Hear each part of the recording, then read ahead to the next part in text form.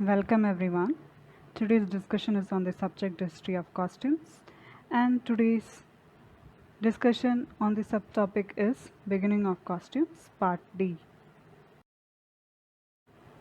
So let's talk about Mayan civilization. Several cultures flourished in Central and South America from about 300 CE in the modern-day nations of Mexico, Belize, Guatemala, Honduras, El Salvador, Nicaragua, and Costa Rica. Of the many early civilizations first living in this area, the Mayans, Aztecs, and Incs are the best known and offer a broad understanding of early life in these areas. The Yucatan Peninsula in Mexico and Belize in Central America were home to the ancient Mayan civilization, which originated in about 2600 BC, rose to prominence in about 300 BC, and collapsed around 900 CE. Although often studied as an empire, the Mayan civilization was not a unified society, but rather a group of 20 culturally similar independent states. Mayan created a highly developed culture with systems of writing, calendars, maps, astronomy, art, architecture, and religious, political, and military order. Mayans constructed beautiful stone sites and religious temples without the use of metal tools or the wheel, since these tools had not yet been discovered by their culture. Much about Mayan culture is lost forever. The tropical climate of Mexico did not preserve the tree bark books buried with priests, and the Spanish conquerors and missioners of the 1500s burnt or destroyed the remnants of Mayan culture that they found. Nevertheless, archaeologists, people who study the physical remains of past cultures, continue to reveal new aspects of this ancient civilization through present day excavations or significant digs. So here you can see an image of the Machu Picchu, which was an Incan city built in the Andes Mountains. So a little bit clothing of Mayans. Though the Mayans, Aztecs and Incs were separated in time in geography, their clothing closely resembled each other. In general, children were naked and men wear loincloths, adding tunics or shirts and cloaks in cold weather. The dress of women was more variable. Mayan women wore skirts with or without a scarf tied to cover their breasts, and Aztec and Inca women wore dress made from a wrapped piece of fabric or ankle-length tunic dresses. None of the clothing was cut to fit the body. Any holes needed for the head were left during the weaving process. Any ant cloth was ready to wear straight off the loom, a weaving device. The fabric used for clothing held great importance among the Mayans, Aztecs, and Incas. In each culture, the type of cloth and decoration applied to garments signaled the wearer's status in society. The Aztecs passed the law that forbade poor people from wearing cotton, and among the Incas, only the wealthy could wear a specially woven cloth called cumbe, a fine, soft cloth often made of baby alpaca wool that was valued as highly as gold. Similarly, the clothes of the poorest members of society were quite plain.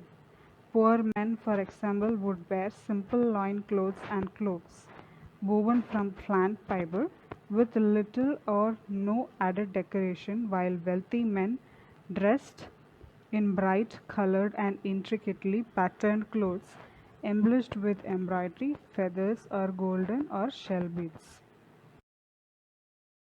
So in this picture you can see the emissaries delivering offerings to a Spanish conquistador, Herman Cortes. So let's discuss about cloaks. Cloaks are among the most common garment in human clothing history. Cultures across time and the global have used cloaks to keep warm.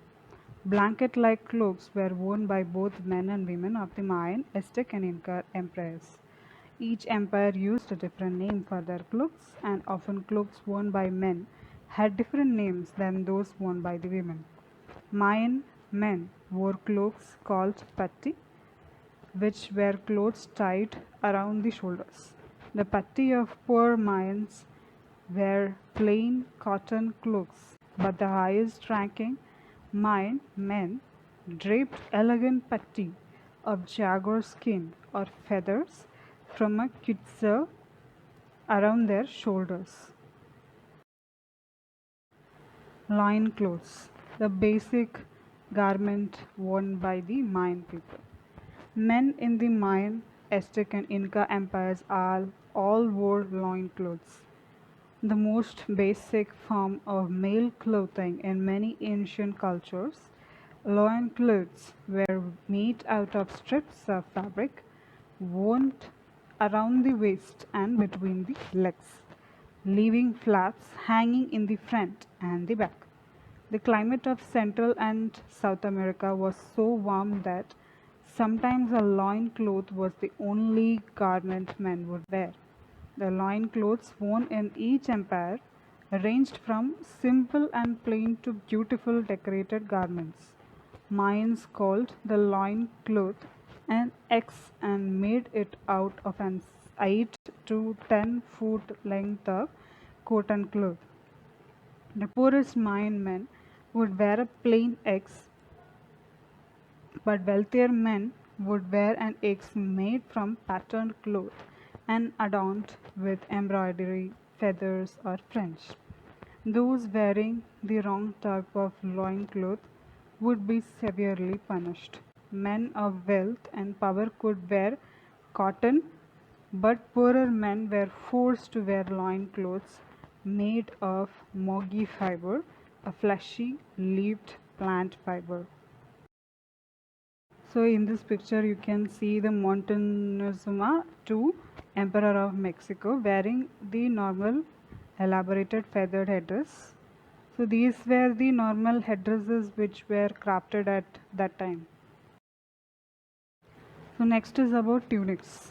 So tunics were sometimes worn by the men of Mayan, Aztec and Inca cultures, made of a woven rectangle of cotton, wool or plant fiber fabric with a hole in the center of the head.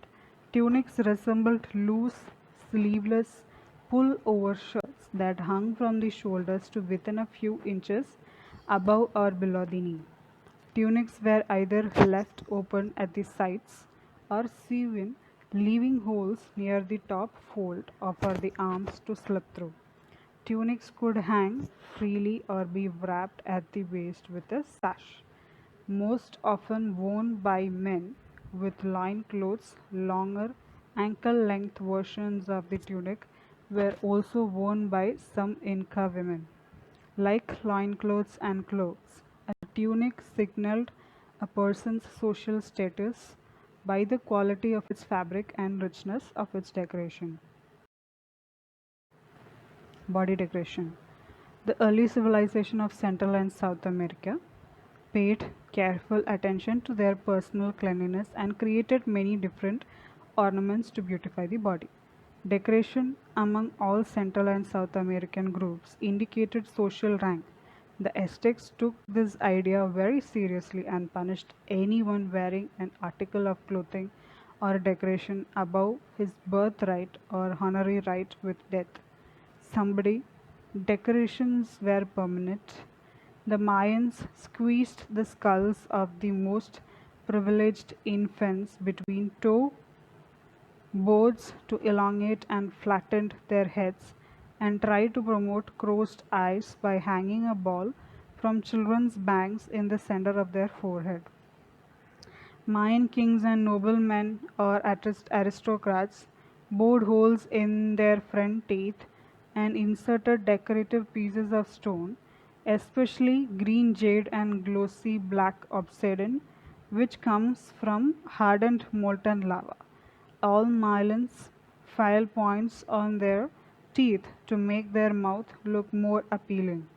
After marriage, some Mayans applied tattoos to their face and body.